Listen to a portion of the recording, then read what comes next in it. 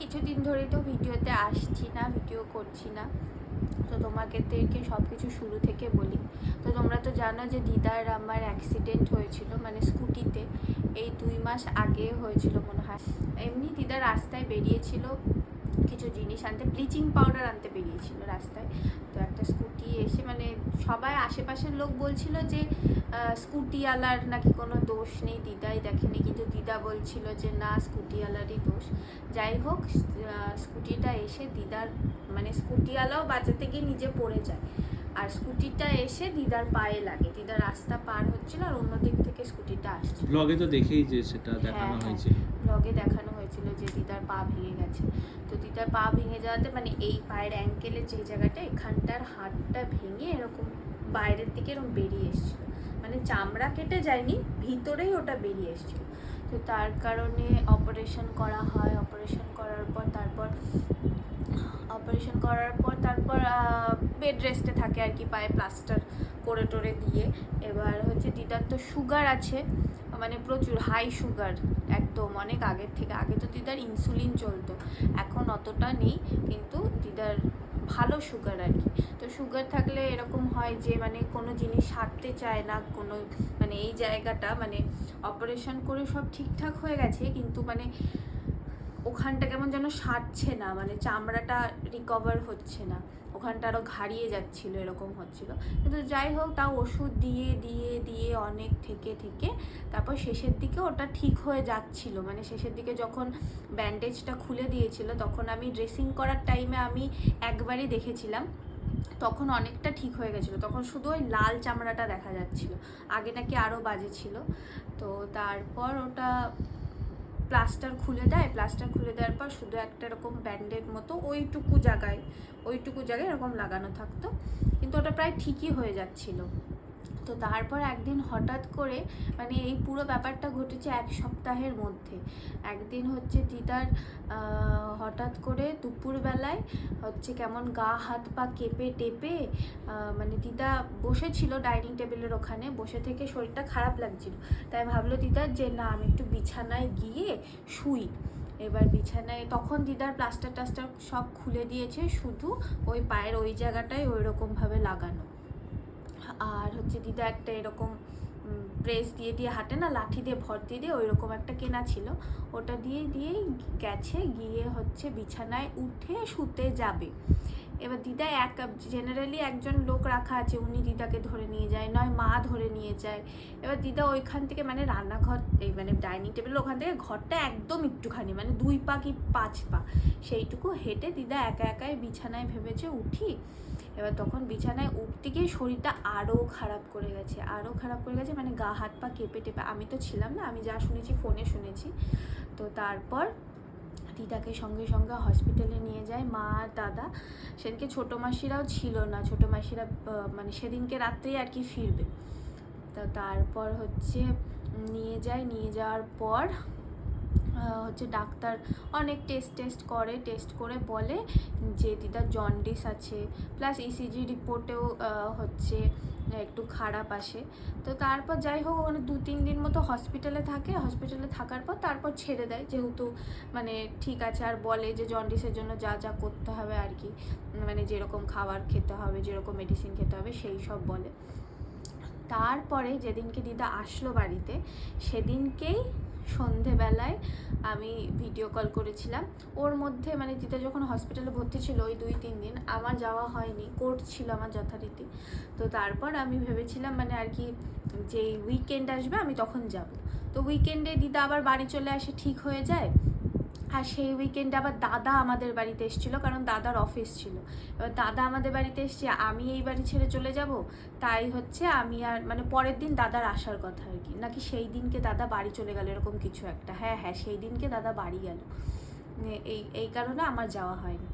এবার হচ্ছে তখন আমি দাদাকে ভিডিও কল করেছি, দাদাকে বলছি একটু দিদাকে দেখা। তো দাদা একটু নাটক করেই বলছে যে দিদা তো এখন সুচিত্রা সেনের অ্যাক্টিং করছে। তো সেই তারপর এরকমভাবে একটু দাদা মানে দিদার দিকে ঘুরিয়েছে, আর দিদা কি হাসছে, মানে ওই কথা শুনে বলছে, দেখ তো ইন্দ্রাণী কী সব বলছে আমাকে। তো ওই যে আমি ভিডিও কলে দেখেছিলাম দিদা হাসি মুখটা, ওইটাই হচ্ছে লাস্ট দেখা। তারপর যাই হোক ও পরের দিন হয়, পরের দিন হওয়ার পর পরের দিন মানে সেদিনকে রাত্রিটা তো কেটে গেল, পরের দিন দুপুরবেলায় দিদার আবার শরীর খারাপ, ওই সেম জিনিস, খুব নাকি বমি করেছে, মানে বাড়িতে অনেক অনেক বমি করেছে। বমি করার পর তারপর ওই রকমই কেঁপে টেপে অবস্থা খারাপ। তখন সেদিনকে মাসি ছিল, তাই মাসি মা দাদা মিলে আবার তাড়াতাড়ি করে হসপিটালে নিয়ে যায়। হসপিটালে নিয়ে যাওয়ার পর বলে যে ইউরিন ইনফেকশন। তা আমি বুঝলাম না যে প্রথমবার যখন নিয়ে গেল তখন বললো না, কিন্তু দ্বিতীয়বার কেন বললো। যাই হোক, বললো ওনার ইউরিন ইনফেকশন আছে, আর ইউরিন ইনফেকশনটা অনেকটা ঘাড়িয়ে গেছে, মানে ব্যাকটেরিয়াটা প্রচুর ঘাড়িয়ে গেছে আর কি ভিতরের দিকে। এই কারণে ওনার এরকম কাঁপুনি দিচ্ছে, কাঁপুনি দিয়ে জ্বর আসছে, এরকম হচ্ছে। তো তারপর মারা হচ্ছে মানে আবার ট্রিটমেন্ট শুরু হলো। তো ওইটার তো হচ্ছে একটা ওষুধ ছিল, এরকম মা বলছিল যে এরকম স্যালাইনের বটল যেরকম হয় সেরকমই, সেটা এরকম ফয়েল পেপারে মোড়া, আর ওইটা যেটার মধ্যে দিয়ে যাবে তারটা ওইটাও ফয়েল পেপারে মোড়া, ওইটা এরকম লাগিয়ে দিচ্ছিল, আর ওটা দিদার মানে শরীরে যাচ্ছিল আর কি। ওই ওষুধটা বললো যে হ্যাঁ দিদার স্যুট করেছে। তো যাই হোক, ওইটা 3 বোতল না 5 বোতল এরকম দেওয়ার কথা ছিল, তো সেইটাও দিল। দেওয়ার পর দিদা আস্তে আস্তে আবার ঠিক হচ্ছিল, মানে ভর্তি হয়েছে যেদিন তারপরের দিন 2 দিন গেছে মাঝখানে, 2 দিনই তো মনে হয় না 3 দিন, মনে করতে পারছি না আমি ঠিক, 2 দিন এরকম 3 দিন গেছে মাঝখানে। হ্যাঁ, 3 নম্বর দিনে সকালবেলায় যখন মা আর মাসি দেখতে গেছে, আর আমি প্রত্যেক দিনই ফোন করে খোঁজ নিচ্ছিলাম যে দিদা কেমন আছে, দিদাকে কেমন দেখলে। প্রথম দিকে তো বলছিল যে ভালো নেই, কেন কি না ইউরিন ইনফেকশন, তখন মেডিসিনটা মানে পুরোপুরি দেয়া হয়নি, কিন্তু শেষের দিকে যখন বলছে যে হ্যাঁ ওই মেডিসিনটা স্যুট করেছে দিদার, এরকম 3 বোতল দিয়েছে, আরও 2 বোতল দেবে। শেষের দিন মানে 4 তারিখে একদম সকালবেলা মায়েরা যখন দেখতে গেছে, তখন সকালবেলা একদম ভালো দেখেছে দিদাকে। আর মা বলছিল দুপুরবেলায় মানে দিদা ওই বেড থেকে নেমে পড়েছিল, যে হাঁটবে, আর শুয়ে থাকতে ভালো লাগছে না। তো ভালোই দেখে এসছে, আমিও শুনেছি ভালো। তারপর রাত্রি 11:30টার সময় হঠাৎ করে হসপিটাল থেকে ফোন এসছে যে ওনাকে আইসিইউতে শিফট করাতে হবে। আমরা কি করব বলুন, কারণ ওনার হচ্ছে শ্বাসকষ্ট হচ্ছে, অক্সিজেন লাগাতে হবে ওনাকে, মানে অক্সিজেন দিদার আগেও চলছিল নাকি, যাই হোক অক্সিজেন লাগাতে হবে, ওনার শ্বাসকষ্ট হচ্ছে, ওনাকে আইসিইউতে এখনই শিফট করতে হবে। তখন বাড়ি থেকে বলেছে হ্যাঁ আমাদের জন্য অপেক্ষা করবেন না, আপনারা সঙ্গে সঙ্গে আইসিইউতে শিফট করুন। তারপর মারা গেছে, তখন দেখছে যে মানে আর কি নিয়ে যাচ্ছে, তখন দিদার অবস্থা খুবই খারাপ, মানে দিদা কথা বলতে পারছে না, শুধু এরকম করে কথা বলছে। আর মাসি জিজ্ঞেস করছে যে কোথায় কষ্ট হচ্ছে, আমি এগুলো সবই ফোনে শুনেছি। দিদা বলছে যে এখানে, এরকমভাবে হাত দিয়ে দেখাচ্ছে যে বুকে কষ্ট হচ্ছে। যাই হোক, মানে সেই কন্ডিশনে দিদার মানে একেবারেই খারাপ কন্ডিশন হয়ে গেছিলো পুরোপুরি। তারপর আমি যখন জানলাম তখন ওই 11:30টাই বাজে, তখন দাদা ফোন করেছে আর কি, তখন কারণ বাড়িতে কেউ ছিল না জন্য দাদা আর আয়নার কাছে থাকবে, আর মা মাসি মেশো 3 জনা গেছে হচ্ছে দিদাকে নিয়ে, মানে দিদাকে নিয়ে না হসপিটালে গেছে। তো দাদা আমাকে ফোন করে বলছে এই জানিস ইন্দ্রাণী এরকম হসপিটাল থেকে ফোন করেছে, দিদাকে আইসিইউতে শিফট করেছে, বলছে অবস্থা ভালো না। আমার তো শুনে কেমন হচ্ছে, কিন্তু তাও আমি ভেবেছি যে দিদা ঠিকই হয়ে যাবে। তো তারপর 2টোর সময়, আমি 2টো অবধি ভিডিও কলে ছিলাম দাদার সাথে, বারবার ওখান থেকে ফোন আসছে, আর আমি বারবার করে শুনছি যে কী বললো ওরা দাদার কাছে।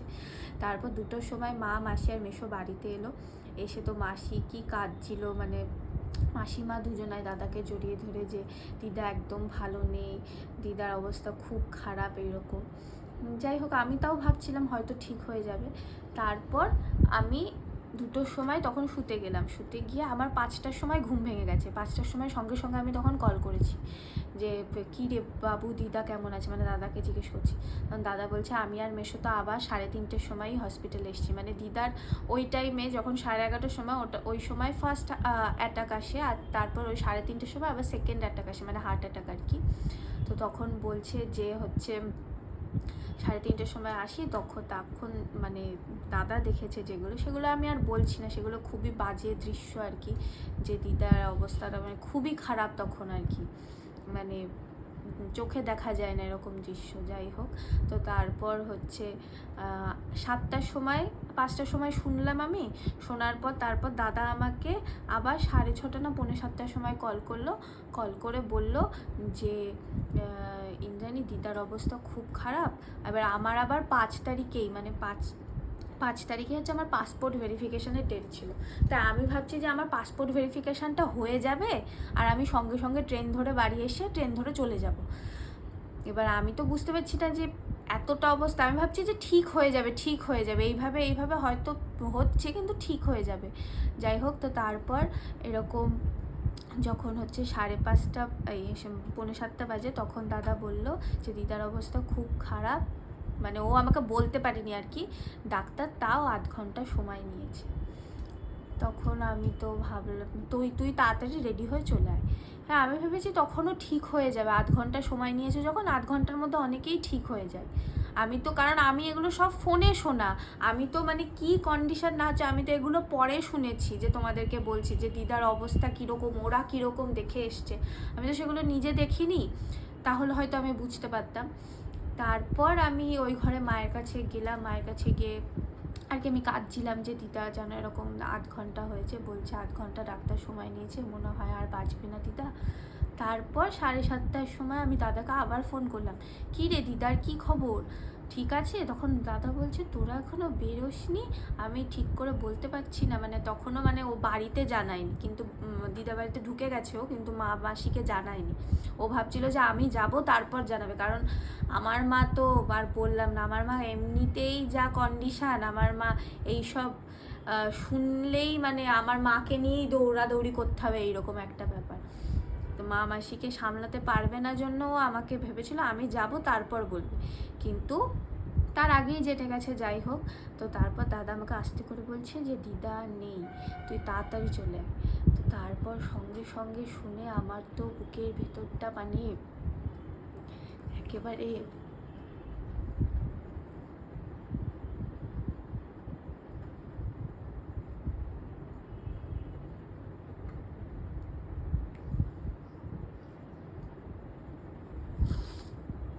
বন্ধ করে দে। তারপর ও যেই বললো, তখন তো শুনে আমার বুকের ভেতরটা এরকম করছিল যে মানে আমার প্রেয়ার লিস্টে সবসময় কয়েকজনের নাম থাকে, যে মা, বাবা, শুভ, তারপর আরায়না, দাদা, ছোটো মাসি, এই বাড়ির মা বাপি, দিদা দাদু, তারপর শেষে আমি আমাকে রাখি আর কি। যখনই আমি ঠাকুরকে ডাকি পুরো এই নামগুলো পরপর বলি, তারপর যা বলা সেটা আমি ঠাকুরকে বলি, যে এদেরকে নিয়ে আমি কি চাই না চাই।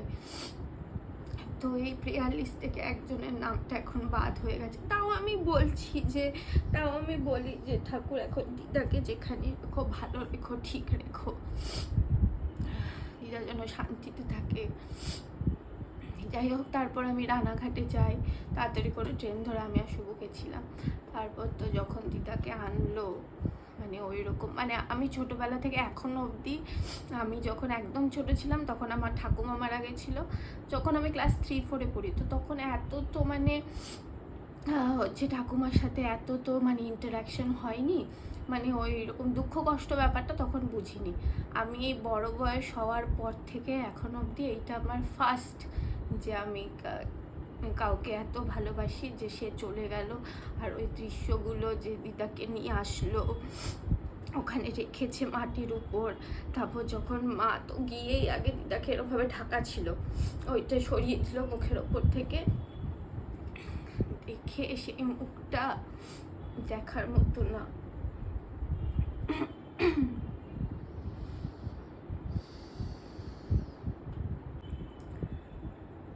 যাই হোক, দিদাকে রেখেছিল যখন উপরে, তো দিদা মানে এনে রাখলো উঠোনে, দিদা বাড়ির উঠোনে।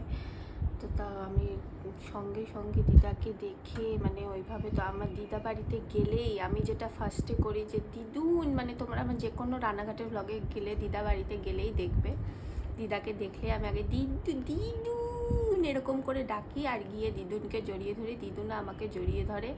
তো এই ব্যাপারটা করি আমি, করে অনেকক্ষণ ধরে দিদাকে আমি দিদা বাড়িতে থাকলে যে কতবার এইভাবে জড়াই, দিদুন বলে, দিদুন এসে আমাকে জড়ায়। তো ওই ব্যাপারটাই মনে হচ্ছিলো যে দিদুনকে এইভাবে তুলে নিয়ে এরমভাবে জড়ায়, কিন্তু ওরমভাবে তো তোলা যাবে না, তাই আমি দিদার মুখে চোখে হাত দিচ্ছিলাম বারবার করে। তারপর হচ্ছে হাতটা ধরে বসেছিলাম, হাতটা এরকম শক্ত হয়ে গেছিলো, আর ঠান্ডা, গা হাত পা সব ঠান্ডা, আর কেমন একটা স্যাঁতস্যাঁতে ভেজা ভেজা। আর মা আর মাসিকে তো আর বললাম না, সামলানো যাচ্ছে না ওদের দুজনকে। তারপর যাই হোক কিছুক্ষণ রাখলো দিদাকে, তারপর নিয়ে চলে গেল। আমি যাইনি শ্মশানে, কারণ আরাইনা বাড়িতে একা থাকবে, তাই তো আমাকে আরাইনার কাছে রেখে গেছিলো। আমি আর শুভ আরাইনার সাথে বাড়িতে ছিলাম। তারপর মা আর মাসি গেছিলো, তারপর তো মা আর মাসি চলে এলো। তারপর মেয়েদের তো শ্রাদ্ধ 3 দিনে করতে হয় শুনেছি, মানে বললো আর কি, আমি কিছুই জানি না, ঠাকুরমশাই বললো। তো এই কালকে মানে হচ্ছে কালকে কী বার ছিল, কত তারিখ ছিল? 9 তারিখ। কালকে 9 তারিখ ছিল। 9 তারিখ ছিল, কালকেই তো হলো শ্রাদ্ধ। না, পরশু দিন হলো। 8 তারিখ। 8 তারিখ হলো। হ্যাঁ 8 তারিখ হয়েছে। 8 তারিখ? আমি কালকে বাড়ি এলাম। 8 তারিখ শ্রাদ্ধ হলো, 8 তারিখ, আর আমি কালকে বাড়ি এলাম। কালকে বাড়ি আসার পর আজকে থেকে আমি আবার কোর্টে যাওয়া শুরু করেছি। এই কারণে এই কয়েকদিন আমি ভিডিও করতে পারিনি, এরপর থেকে আবার করবো। যাই হোক, ওই রানাঘাটে গেলে মানে দিদুন মারা যাওয়ার পর, মানে ওই যে দিদুনের মুখটা দেখেছি, আর যখন দিদুনের ফটোটা দেখছি, মানে একটা ফটো তো বাঁধিয়েছে, সেই ফটোটা দেখছি, তখন মনে হচ্ছে যে দিদুন নেই। কিন্তু বাকি এমনি টাইমে বসে থাকলে মনে হচ্ছে যেন এই রান্নাঘরে হয়তো এখন কাজ করছে, বা দাদুকে খাওয়াচ্ছে, বা টয়লেটে গেছে, এই রকম মনে হচ্ছে। মানে মনেই হচ্ছে না যে নেই, খালি ওই ফটোটা দেখলে তখন মনে হচ্ছে, বা ফটোটা দেখলেও মাঝে মধ্যে মনে হচ্ছে যে হচ্ছে এমনি তো মানুষের ফটো রাখা থাকে, ওরকম লাগছে। যাই হোক, এইটুকুই বলার ছিল তোমাদের কাছে।